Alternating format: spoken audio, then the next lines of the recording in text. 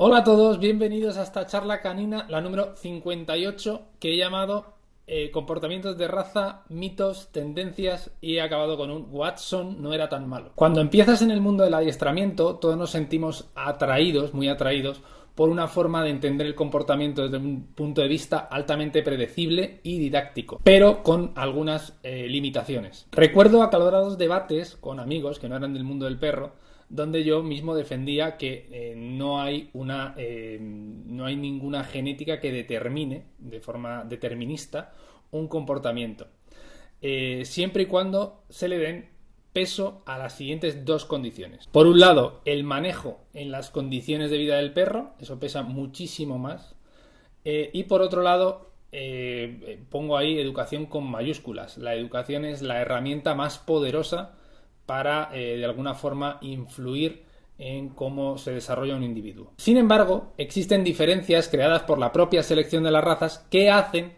más probable la aparición de ciertos comportamientos. Pero esta afirmación no equivale a ninguna de las dos afirmaciones siguientes, que son falsas. La primera, es falso que todo individuo de la raza muestre el comportamiento.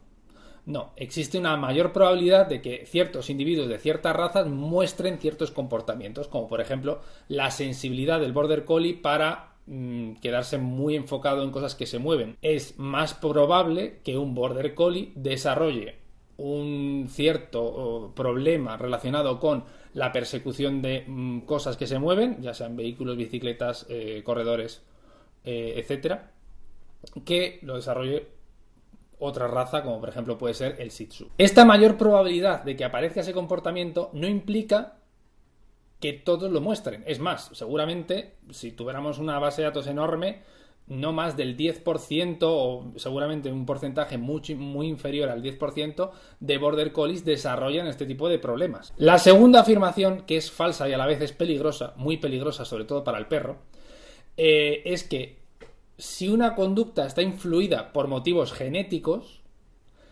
es difícil cambiarla. Totalmente falso. Y además esta segunda afirmación es peligrosa porque decirle a una familia que el comportamiento de su perro viene determinado por causas genéticas puede acabar con una familia que trata de deshacerse del perro de alguna forma. Y eso se tiene que evitar a toda costa. Este debate es bastante antiguo, es un debate muy antiguo del que luego contaré una historia bastante curiosa y no debe ser mal entendido ni para un lado ni para otro.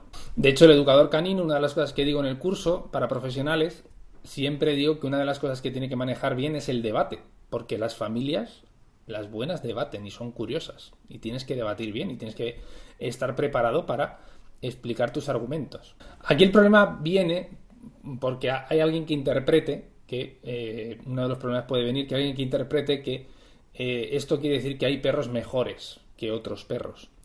Evidentemente existe, de hecho se puede afirmar que un Border Collie es con mucha probabilidad mejor perro pastor que un labrador, y que también se puede afirmar que un labrador será mejor perro de terapia probablemente que un Border Collie. Eso no quiere decir que al haber diferencias de perros mejores y peores para determinadas labores exista el derecho de tratarlos de forma diferente o menos tratarlos o menospreciarlos, ¿vale? Eso no tiene absolutamente nada que ver. Todos los perros son iguales en derechos, al menos eso estamos buscando todos. No sé si estáis al tanto del debate de la ley de bienestar animal con los perros de caza. Esa afirmación sobre que un labrador posiblemente sea mejor perro de terapia probablemente que un Border Collie va a ser mejor perro pastor que un labrador, seguramente genere un acuerdo de un 99%, o sea, se alcanzaría una mayoría absoluta entre los profesionales al decir que esa afirmación es cierta. Sin embargo, tengo que recordar, y aquí viene la historia curiosa, que no hace mucho tiempo hubo un psicólogo americano que era Watson, que realizó una exageración adrede para llamar la atención de la sociedad sobre un aspecto. La frase de Watson decía algo así como: dame una docena de niños sanos para que los eduque, y yo tomaré uno al azar y lo adiestraré para ser un especialista en un área como la medicina, la ingeniería, etc. Lo que quería que además en el siguiente párrafo él mismo deja claro que lo que ha hecho es una exageración, quería llamar la atención porque estaban tomando bastante fuerza por aquel entonces movimientos mucho más peligrosos que los que él exponía, todos los motivos que él exponía en su obra, que es Behaviorism, que es una de las obras más maltratadas de la historia y sacada de contexto, del contexto histórico en el que surge, y él estaba en contra del innatismo. Esto del innatismo era mucho más cruel y perverso. Esa escuela innatista, antes y después de la obra de Watson, que es de 1925, tomaba muchísima fuerza a lo largo y ancho del mundo, tanto en Europa como en Estados Unidos. De hecho, 17 años antes de la obra de Watson, Goddard, otro psicólogo americano, tradujo el test de inteligencia de Binet, del francés lo tradujo, y lo empezó a aplicar de manera, ni siquiera antes de estar validado, lo empezó a aplicar en la isla de Ellis, que para que nos entendamos es un punto fronterizo, es como nuestro Algeciras, ¿vale? Empezó a pasar ese test de Binet. Ese test de Binet llegó a afirmar entre 1913 y 1917 que el 80% de la población inmigrante, entre ellos pues, había multitud de inmigrantes europeos fundamentalmente, mostraban debilidad mental, lo llamó. Eso en la ley de inmigración, justamente que coincidió con la obra de Watson de Behaviorism, provocó que se limitasen los movimientos migratorios. Lo que buscaba esa ley racista y eugenésica era tratar de no afectar a la homogeneidad social y cultural de los Estados Unidos. Así que Watson no era tan malo, estaba luchando contra algo que era un auténtico horror y de hecho tomó muchísima fuerza. De hecho hubo movimientos eugenésicos en Europa, en el Tercer Reich, hubo movimientos eugenésicos, hubo tratados de eugenesia racistas también en España, por supuesto, y siempre digo que esa obra, colocada en el momento adecuado, que fue cuando se publica, en 1925, no debería ser malinterpretada y maltratada.